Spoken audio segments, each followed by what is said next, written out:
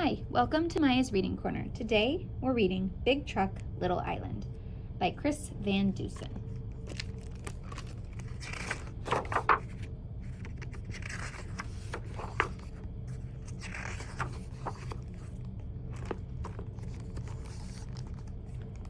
Out on the ocean, one bright summer day, bound for an island still 5 miles away.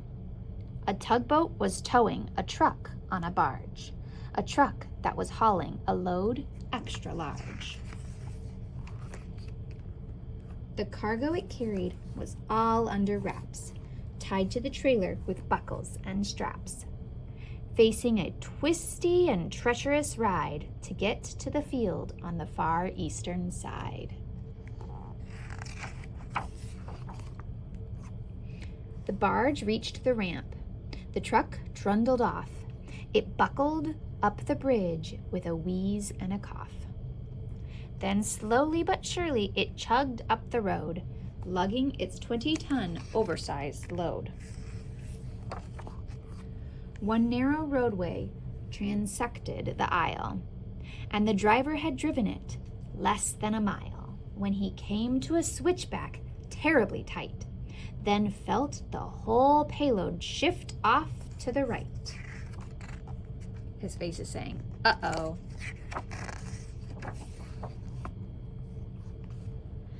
The trailer was tipping, everything slipping. The wheels in the way back were no longer gripping. They skidded and slid off the road, and then, thud, they landed and lodged in the soft, sticky mud. Oh no. 2 cars in a hurry arrived from the north. Then from the south came a third and a fourth. They waited and wished that the traffic was flowing. They had things to do and they had to get going. Meg had a swim meet at 3 at the pool. She swam the fly for her team at the school. And Barry was already late for ballet.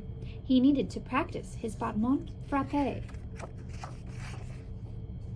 Pete had a project to finish with Paul, a working volcano with lava and all. And Sue had to be at the dog wash with Bunk, her sheepdog who'd tried to make friends with a skunk. Uh-oh, stinky. Parental frustration soon started to show. How could they get where they needed to go? They stewed and they steamed, their faces grew red.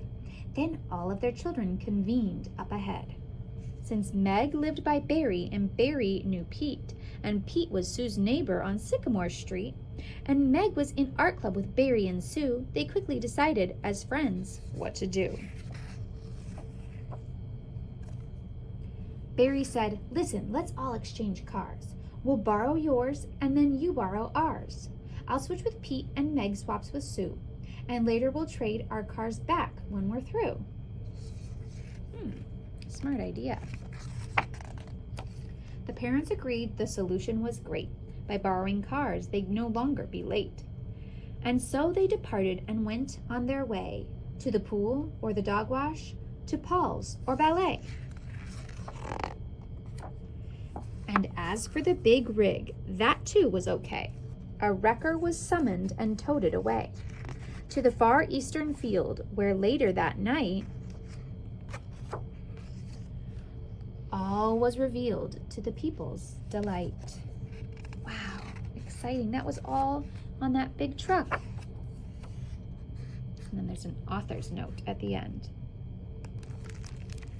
Thanks for reading with me. See you next time.